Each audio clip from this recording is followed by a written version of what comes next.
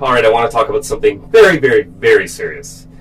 Now, I did a video just a couple weeks ago touching on the dangers of a cashless society, and as we all saw with the Freedom Convoy and how the government was desperate to take away people's money and ability to donate to a cause that they thought was justified. And the government, all they have to do is label an organization terrorists and then take your money or freeze your accounts. Well, you see, this is going to be our future. We're going to be told what we can and cannot spend our money on, and in fact, money itself will be programmed to only allow us to purchase what the government deems essential or deems acceptable. This is not a conspiracy theory. A lot of people are very awake about this. There's lots of people talking about it, but if you were not aware, you need to listen closely. Now listen, there's a lot of very serious things happening in the world right now, as we all know. NATO and Western leaders are pushing a man into a corner who happens to have 6,000 nuclear warheads, and you know, this could be the most serious thing, the most serious threat to our planet, to civilization in history. A lot of generals are saying that we're closer to nuclear war right now than we ever were during the Cuban Missile Crisis or during the Cold War. So, I mean, this is some pretty serious stuff. It's not I like when people say it's a distraction from truckers waving flags. Of course it's not. This is something that's been it's been growing for decades. NATO has been pushing towards Russia. I mean, unfortunately, the poor Ukrainians are in the middle of this, and I feel very, very bad for the citizens that, of course, are going to be caught in this conflict. But that's not what this video is about. But let's just assume that cooler heads prevail, and we have civilization after this is over.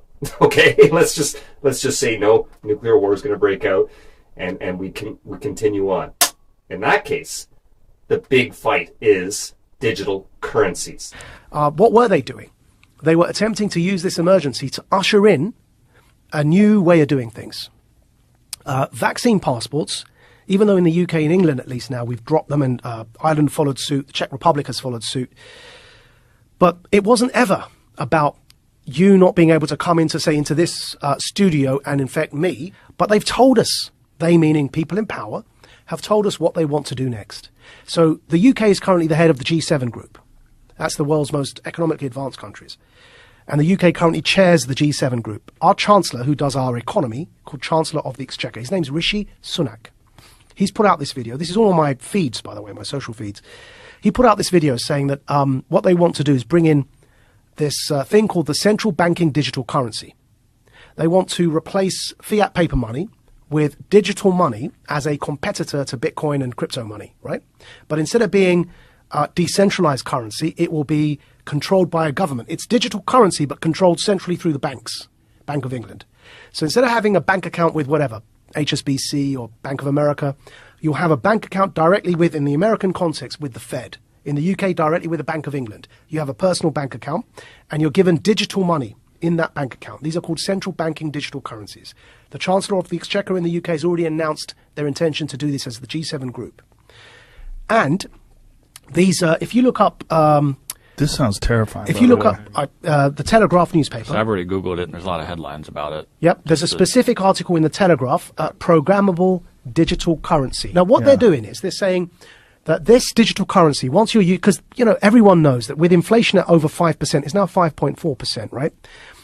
Our fiat money, the paper money, is increasingly becoming worthless, and we're headed towards a big disaster. The Fed wants to raise interest rates. But we're in so much debt that if you raise interest rates, people are going to suffer because we're living on debt as Western economies. So they realize that this kind of the lifespan of paper money is fast coming to an end because of the 2008 economic crash in particular. So they're bringing in these central banking digital currencies. Why is that word programmable in there? So what they said in that article, and the Chancellor put a video out saying this as well. They said, right, think back to what vaccine passports were, yeah? If you don't have your jab, you can't even eat in this restaurant. What they've said, and why the word programmable was in that headline was, they've said that this money that you will earn from work, instead of having paper money, you have this digital money. It's programmable so that you can't buy certain foods, or if you do something that your employer doesn't like, it's all in that article. You won't be able to spend your money. In other words, it's not money. They're vouchers. They're like food vouchers. And they can be programmed so that like the Chinese social credit system, that if you try and use them on a certain thing, it won't work. You say you want to buy a burger and they want you to buy bugs, which is one of the examples used. If you start to try and buy unhealthy meat, just won't work. You tap your card, you can't buy the thing because you've met your quota that month of burgers. You have to buy something like a vegan meal. And then what they're talking about in that article that we just pulled up is they'll say, right, and it explicitly uses the words, won't be used on something that the employer deems inappropriate or the state deems inappropriate. Oh, we got to see this. Yeah? See if we can find that. Or I was digging through a different article about it too. It's talking about there's pilot programs going to be used in the Olympics coming up in China. Yep. They've already started it, and right now, do you feel like you're sounding the alarm? Yes. For people that don't understand what the fuck is going on. So here, I've pulled it up for you here. Yeah. So there's the video. Yeah. I don't know if your camera can see that, but no. There's the video. There's him speaking about it. The G7 is launching a set of public policy principles for retail central bank digital currencies, CBDCs. Central bank digital currencies could be a digital version of money, a bit like a digital banknote that could be used alongside... Right, so that's the guy who runs our economy in the UK. His name's the Chancellor of the Exchequer. And here is the article. Bank of England tells ministers to intervene on digital currency programming, yeah? And here's a quote from the article. This is in the Telegraph, the one he pulled up, but it was behind a paywall, so I'll just read the quote. Digital cash could be programmed to ensure it is only spent on essentials or goods which an employer or government deems to be sensible. Holy shit. Now, I'm going to take it one step further for you, Joe, right? So the vaccine passport infrastructure is in place. Checkpoint Charlie exists everywhere. They bring in digital banking, central banking digital currencies. You've got a scenario now that you're checking in and out everywhere you go using vouchers that are programmed, and you can only spend where you're told you can spend them. There's another word for that, man. That's called the Chinese social credit system. So a scenario where, like in New York at the moment, because the passport infrastructure is in place, you bring in that digital currency and you've got this total control. And if I'm speaking to you the way I'm speaking now, and my employer or government, you heard that in the quote directly, yeah, deems me as saying or doing something inappropriate, suddenly I can't actually pay to come here and speak to you anymore. My digital currency won't even pay for the ticket because it will be known that I'm coming to speak to you. Sorry, your vouchers don't allow you to purchase that ticket to go and speak. The Great Reset. Now, I know when the Great Reset became mainstream, a year and a half, almost 2 years ago, when it was really getting out there, right away people were called conspiracy theorists. And then, of course, it turned out to be not a conspiracy, just like so many other things in the last 2 years, about what these elites are planning for us, and governments are working in lockstep to make this happen. And we have to refuse a cashless society. Governments all around the world, the US, the UK, Canada, you name it, are all planning this. Canada is on the cusp of a revolutionary innovation that will transform the way Canadians authenticate themselves online and protect their identity. Digital ID. Digital ID is a way for Canadians to identify themselves to government, businesses, and each other electronically, with ease and rock-solid security, without the need to present physical documents. One interconnected network. A federated digital ID ecosystem developed in collaboration with Canada's best and brightest talent from our banks, telecommunication companies, law enforcement, and government. It would have the power and security to store every Canadian's electronic identity and attributes, and it would unlock countless opportunities for Canadians to verify who they are safely, quickly, and securely, while only revealing the information necessary for each transaction. A fast, easy, and secure way to bank, sign up for government services, renew driver's licenses or health cards, shop, travel, and more. Canada's banks are perfectly situated to help lead the creation of a federated digital ID system between government and the private sector. The World Economic Forum agrees that banks and financial institutions should lead the path forward for digital ID. A federated digital ID approach can also significantly reduce fraud, save taxpayer money, improve regulatory compliance, and make it easier to do business as an owner and as a consumer. Programmable money, and this is all going to be linked to a digital ID, which countries everywhere, both the United States and Canada and overseas, are already implementing. And right now it's going to be optional, of course, but eventually you're not going to be able to do anything unless you voluntarily sign up for these systems. You're not going to be able to start your electric autonomous car unless you're compliant with everything the government says you must be. And a lot of leaders in provinces and states have already signed off on these digital IDs.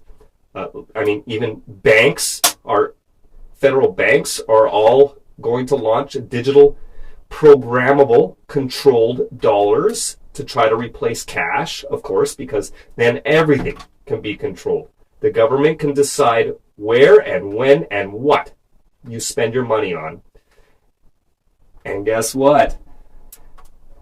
You're not going to have a choice if you want a mortgage or you want a car, you want this and that. Oh, and it's all going to be rolled into, the next big United Nations-led crisis to control us, of course, climate change. And of course, a lot of people have been theorizing that they're going to have carbon passports to limit our movement and limit our travel. Oh, look at this. MasterCard has already come out with a carbon limit credit card. It will deny your purchases if you went over your carbon limit. Look, it is already all in motion right in front of us. Nobody's even trying to hide it. Instead, they're trying to sell it to us as being a good thing, to give the government complete control of everything.